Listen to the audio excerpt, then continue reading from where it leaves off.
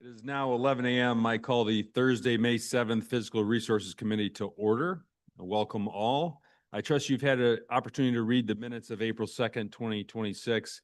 If so, I'd entertain a motion to approve those minutes. So moved. Motion by Commissioner Blanco, supported by Commissioner Tillotson. Any amendments or corrections? Hearing none, seeing none, I'd entertain a motion to approve those. So moved. Or sorry, all those in favor signify by saying aye. Aye. We have approved the minutes of April 2nd. On to finance reports. You will find your capital fund reports in your packet, starting with the building and site division. These are run through May 1st, and you will see that you have various projects currently open. And you have a balance available for future projects at just over 1.3 million. Moving on to the Marie Spear Campus Division of the Capital Fund. Again, you will see you have some expenses there as well, with a balance of just under 430,000. I will answer any questions should you have them. Any questions of finance reports? Mr. Van Dorn. Furniture for the office relocation here, Old Courthouse, where was that? What were we relocating? That's for the furniture as we came into the building, the new renovation. The office furniture, office furniture was replaced within the offices here. That remains open because we do still have some projects ongoing. Oh, wow, okay. Any more questions?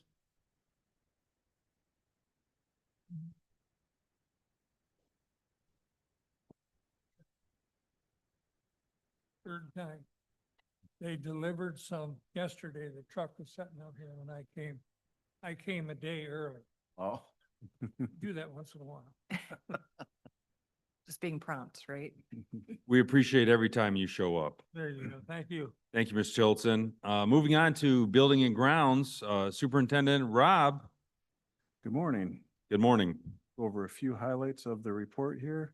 At our jail facility, we made some repairs to some boiler shutoffs that were found during our annual inspection that were non-functioning.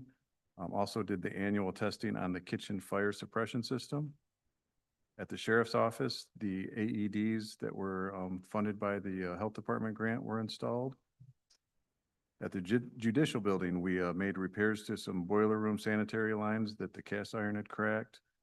Repairs were also made to the chiller pump, and we finally recaulked the third floor atrium windows. We had to rent a lift to get up there to take care of those. At the Robertson building, we had AEDs installed, annex building as well. Human service building, we had repairs made to the chiller and also had boiler inspections completed. Marie Spear campus, we did finish the window installation project in the old detention area that's unrelated to the other renovations. That'll be closed out next month once we get final invoicing, and the old DT renovations continue. I can answer any questions. Any questions of the report? Yes, Mr. Van Dorn, and then we'll go to Administrator Murphy. Go ahead, Minister Martin. Administrator Murphy. I saw your hand second. I didn't. Did you just want to mention, because the Tecumseh Product Site and that building are part of our buildings of authority now? Do you just want to do a high level of a recent activity at that building that we are pursuing?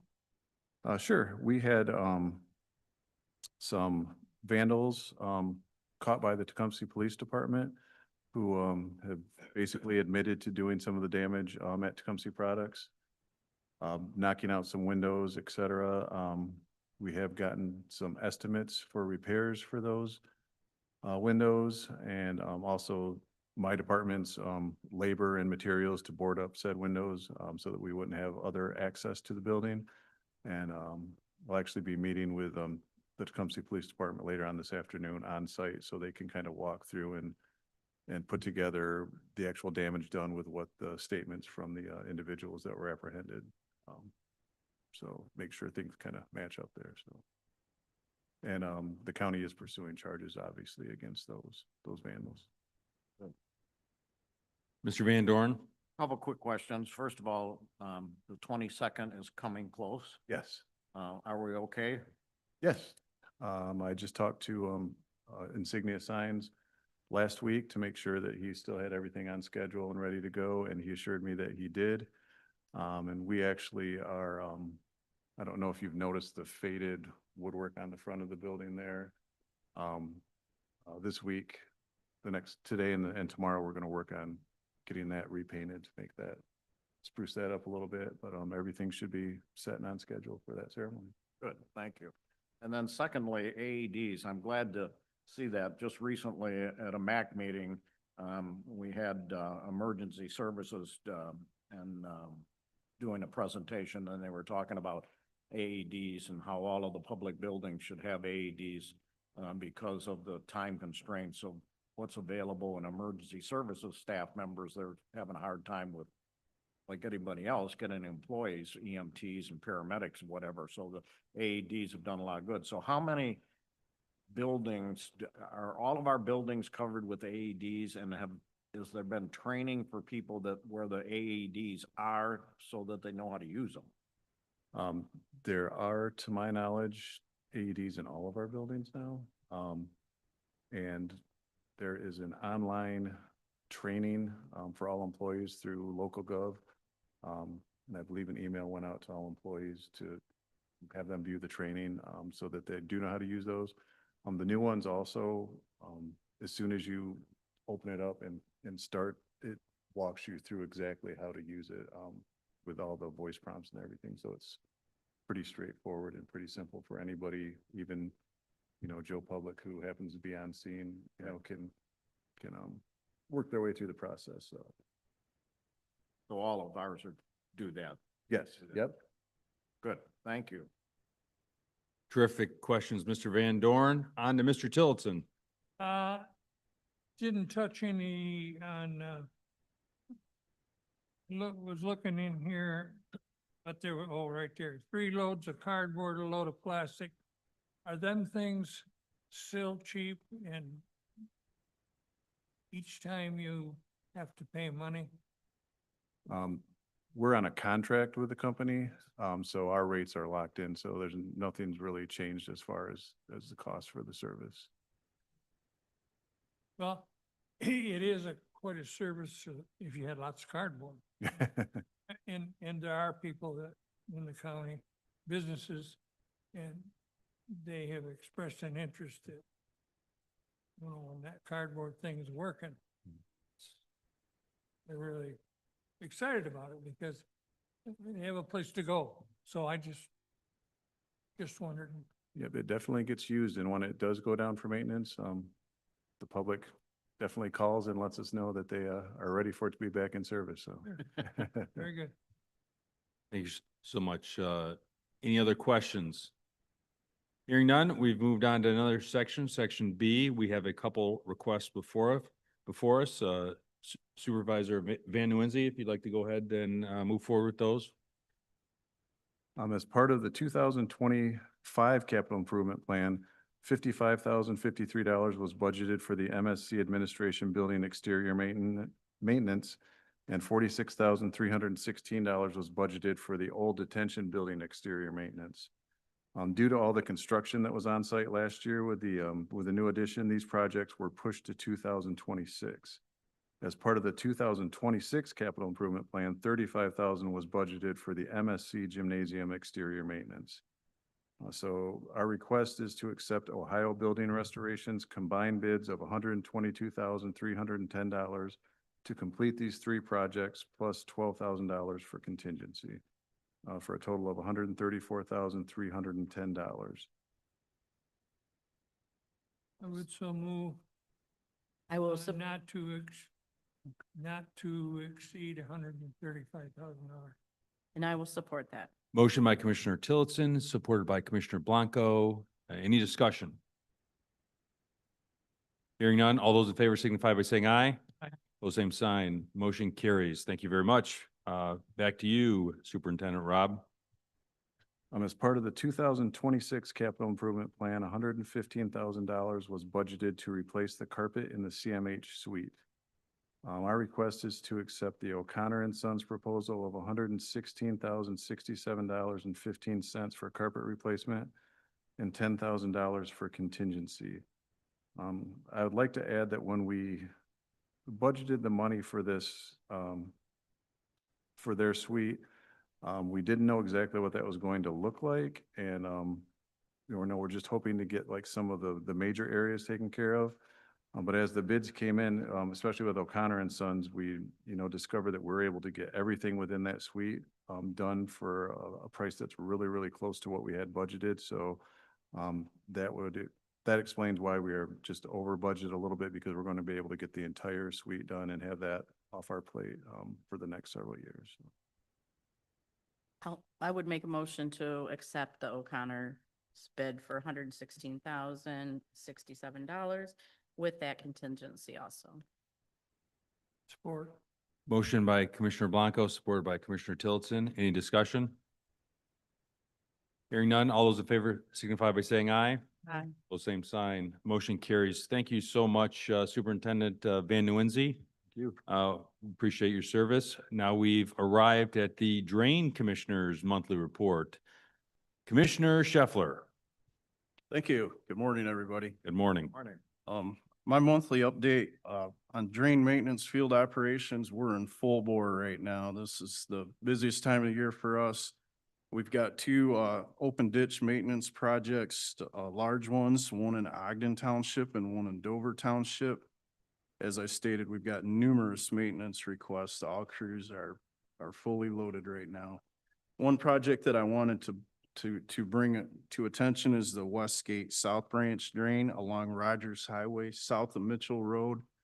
If you're familiar with the area, the Rogers Highway takes a little jog right there, and there's some guardrail there. We're working, partnering with the Road Commission on that job. They want to remove that guardrail, so we moved our ditch further to the west, and put new culverts in that location so that they can do that and build that shoulder up. So that was a joint project that I wanted to bring to light there. A good partnership. And then one other thing, Britton Village, last week had what I would call a flash flood. It was a 50-year storm event, and I actually live 5 miles north of there, and I didn't get a drop of rain. So it was, I started getting phone calls and I didn't really know what they were talking about. So I drove down there and, everything was pretty flooded there. So that was kind of an odd event. On our sewer and water field crew operations, we're currently doing Riga water system flushing and inventory and exercising the valves out there. And we're actively discharging our Wampler's Lake lagoons that go into Evans Creek. A couple other things to mention is, I recently promoted Jimmy Cates to Deputy Drain Commissioner and Drain Superintendent. He's been my drain maintenance foreman for several years and doing a really good job. I think he's very deserving of the role. And also, I attended the 2026 Eagle Dam Safety Conference in Lansing last week. Kind of got brushed up on new regulations and just kind of going over things, refresher. It was a really good conference to attend. Also, we have the account balance summary. If anybody has any questions on that, I'd be happy to answer them. Thank you, Commissioner Scheffler. Any questions of the Drain Commission report? Mr. Van Dorn. Did Ralph have them? I guess got a comment. Go ahead. Talking about the drain on Rogers Highway, I was by there just because going from A to B, wasn't looking at anything, but I did see some rather large depth in that new drain where you cleaned it out. It's nice for you guys to work together, so I don't know if that's anything normal or if that's just a little on the special side. If it were to be on the special side, I had anything to do with it, I might drop them a note, thank them. Working together, Very important to work together. yes. Thank you, Mr. Tillotson. Mr. Van Dorn. Yeah, Mac, we discussed the legislation, being proposed for the dams, throughout the state of Michigan, and I don't know if you want to talk a little bit about that or not, but that is a very costly venture. I mean, we're talking millions and millions of dollars throughout the dams, in the state of Michigan. So we had some conversations about that. Did they, in your seminar, did they have any thoughts about that? I mean, how are they gonna fund that? Yeah, there really wasn't any discussion on the funding of this program. I think that the conference that I attended was more on the operation, safety issues of that. Okay, well, administrator and I will be following that, with MAC because, it could be very costly for Lenawee County. They told us how many dams we had in Lenawee County too, but I forgot. But the other, part I did attend the one, dam situation that they had the Zoom meeting on for Evans Lake. Because I was quite concerned about why they moved that. Did you see that? I did attend. Okay, why they moved it. They only moved it because if they were going to do it where it currently was, it would cost so much more. So the only reason to move it was just because it was more economics. Everything else is gonna be done the same, so. Correct. Yeah, okay, good, thank you. Thank you. Any other questions, Mr. Van Dorn? Thanks. All right, on to, we have a request before us. Mr. Scheffler. So, I think I brought this up last month that we were, planning on bringing this request forward as part of our 2026, capital improvement plan. We are proposing to replace our 2015 Hyundai excavator. The excavator currently has 8,478 hours and has considerable wear and tear. Extensive repairs are generally required after 7,500 hours, so it's near the end of its life as far as everyday use. We received quotes from Hyundai, Case, and Caterpillar. And after researching and consideration, we would like to move forward with the quote from Southeastern Equipment Company for a 2026 Case CX 190E excavator with a thumb attachment. And then also in our 2026 capital improvement plan, I had to purchase a drum mulcher. Well, this Southeastern also deals with Fecon and drum mulchers, so they're willing to throw that in under the manufacturer's financing, and I think that that's advantageous. They offer a 60-month manufacturer's financing at 1.9% for the purchase. It would equate to approximately $58,000 per year. I look at our average fuel and service and repair costs. They're generally around $15,000 per year. So that's total 73,000. We have an average of 800 billable hours annually at our current billable rate. That would cover the loan and the service costs. So my request would be to recommend that the Board of Commissioners approve the purchase of a 2026 Case excavator with a thumb, a bucket, and a drum mulcher attachment per the attached Southeastern Equipment quote, and authorize the borrowing from Case Manufacturers Financing with terms of 1.39% at 60 months. Financing not to exceed $279,932.28. So move for discussion. Support. Motion by Commissioner Tillotson, supported by Commissioner Blanco. Discussion? Mr. Tillotson? So you're gonna put it on Case's plan for 60 months. That's 5 years.